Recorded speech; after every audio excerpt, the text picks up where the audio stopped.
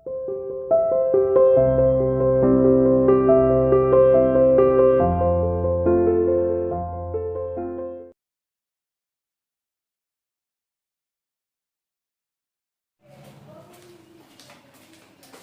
class, this is your English teacher and we were doing our direct indirect speech in our grammar topic.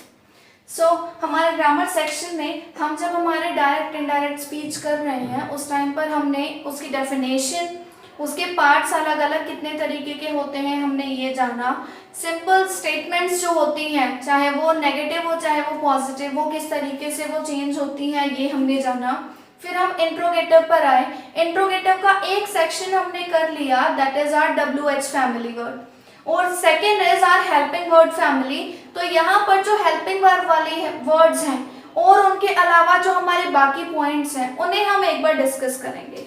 तो चलिए, हमारा जो second point था वो था हमारा इंट्रोगेटिव सेंटेंसेस के लिए। और इंट्रोगेटिव सेंटेंसेस के अंदर जो हम पढ़ रहे थे, पहचान क्वेश्चन मार्क लगा हुआ होता है, और हम इसका सेकेंड टाइप कर रहे थे, that is helping verb family या फिर हेल्पिंग वर्ब ग्रुप। तो हेल्पिंग वर्ब वाली जो फैमिली होती है, हेल्पिंग वर्ब वाला जो ग्रुप होता है वो किस चीज के लिए होता है? इसमें होता है इज, हैव और डज।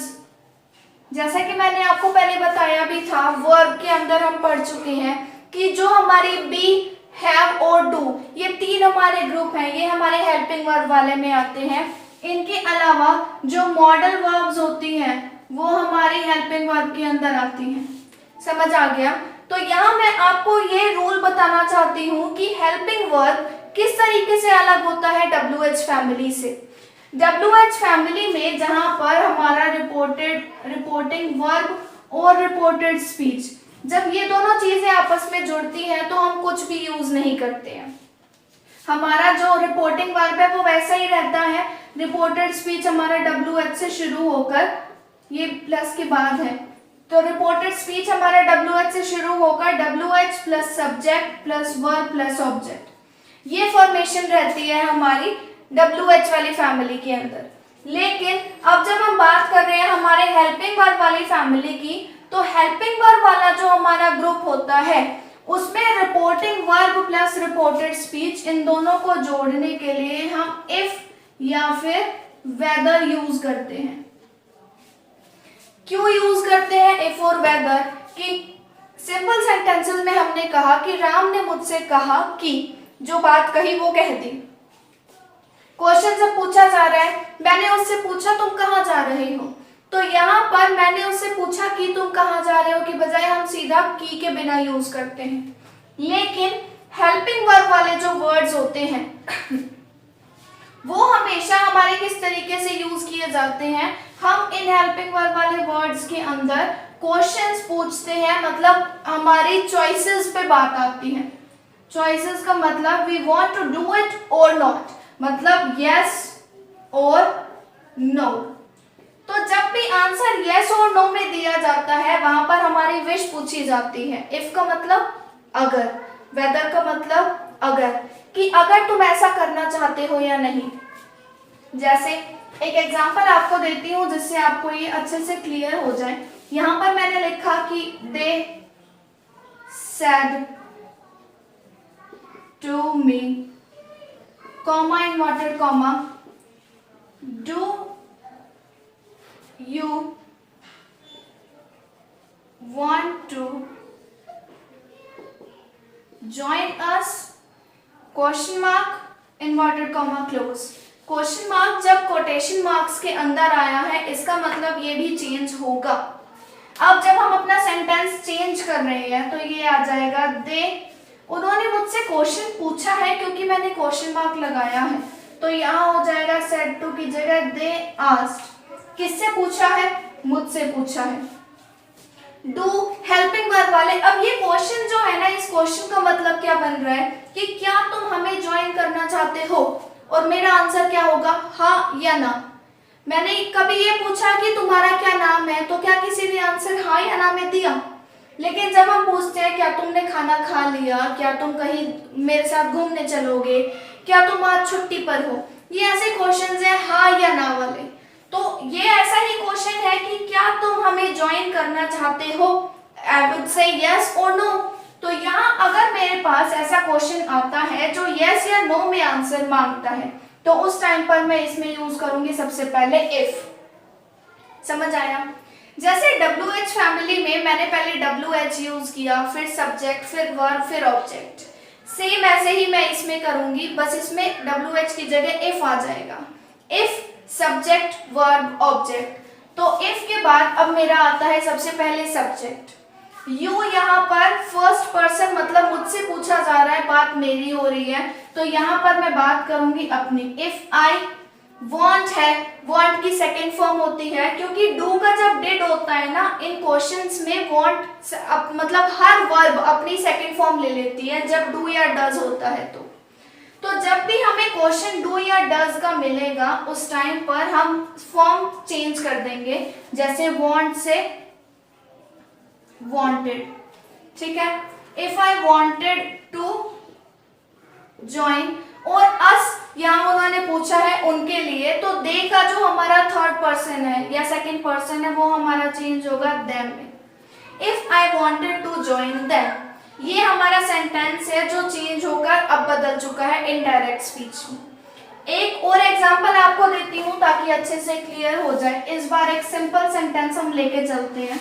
ये थोड़ा सा टिपिकल अगर आपको लग रहा था, तो इस बार बहुत ही इजी सेंटेंस हम लेकर चलेंगे, जैसे she said to her, are you well। ठीक है? और क्वेश्चन मार्क आ गया, इन्वर्टेड कॉमा क्लोज हो चुका है। अब said to हमारा है, जब हम said to को चेंज करेंगे तो ये हो जाएगा asked।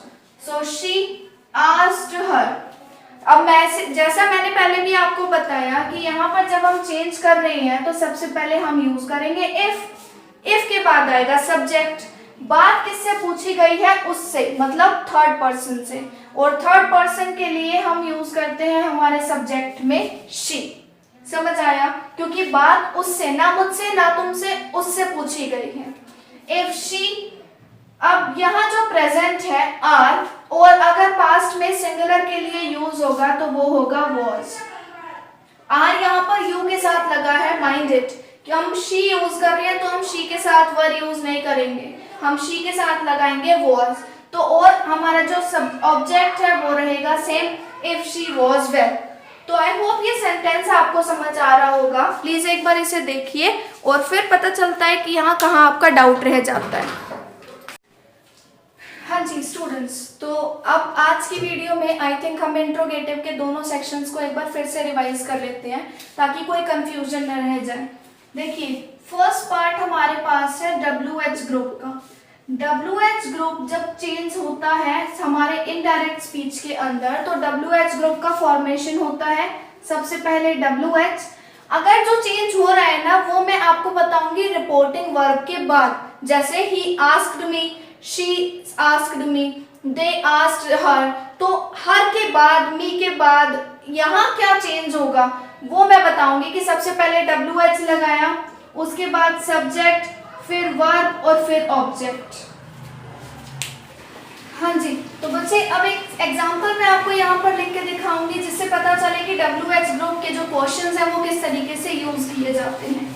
तो यहाँ पर है हमारा रिया said to Reha, what is your plan। तो यहाँ मैंने आपको क्वेश्चन यूज किया है WH के साथ, आप देख सकते हैं ये मैंने यहाँ पर what यूज किया है। अब रिया said to Reha, और जब said to मैं चेंज करूंगी तो वो हो जाएगा मेरा asked के अंदर। रिया asked Reha, क्वेश्चन है हमारा WH वाला, तो फॉर्मेशन में सेम यही वाली यूज करूंगी। फॉर्मेशन में यूज करूंगी what was her plan। ये तो बात रही हमारे what वाले क्वेश्चन के लिए, जिसमें आप हमेशा what के बाद अपना हेल्पिंग वर्ब यूज करते हैं। अगर इसका क्वेश्चन कुछ और भी पूछा जाता है तो जैसे अब मैं यहाँ पर लिख देती हूँ what are you doing। तो ये एक इजी क्वेश्चन है, हर कोई जो पूछता ही है। तो यहाँ जो मेरा क्वेश्चन का जब इनडायरेक्ट स्पीच में वो चेंज होगा तो वो हो जाएगा व्हाट शी वाज डूइंग, क्योंकि यहाँ पर मैंने शी यूज किया है रेहा के लिए। मैं नाम ऐसा का ऐसा नहीं लिख सकती हूँ, मैं इसके हिसाब से यूज करूंगी वो पर्सन, वो फर्स्ट पर्सन या वो सब्जेक्ट के हिसाब से जो मुझे यहाँ पर ठीक लगता है। If Riya is a girl, so I'll use she. If Rihan is a boy is there, so I'll use he. तो इसे देखिए, फिर उसके बाद एक और मैं बता देती हूँ। हमारा अगर सेकंड वाला मतलब हेल्पिंग वर्ब वाला रहता है तो हेल्पिंग वर्ब वाला सेम होता है, बस हम हेल्पिंग वर्ब वाला जब यहाँ होगा ना तो हम उसकी जगह इफ लगा देंगे, ठीक है। अब हेल्पिंग वर्ब वाले के अंदर यही चीज, मतलब सिर्फ क्वेश्चन अगर हम चेंज कर देते हैं, Riya said to Reha are you well, तो ये मैं जो क्वेश्चन मैं पूछ रही हूँ ये इन्वर्टेड कॉमा में है। और हेल्पिंग वर्ब जब मैं सेंटेंस को चेंज करूंगी तो मैं लगाऊंगी इफ शी वाज, क्योंकि ये सिंगुलर है और मुझे पास्ट में यूज करना है तो मैं यूज करूंगी if she was well, full stop. और इस तरीके से हमारा हेल्पिंग वर्ब वाला क्वेश्चन भी कंप्लीट होगा। आई थिंक आपको ये समझ आ रहा होगा, आई होप आप अच्छे से समझ गए होंगे। For any doubt regarding interrogative sentences please confirm your doubts. Thank you everyone, have a nice day.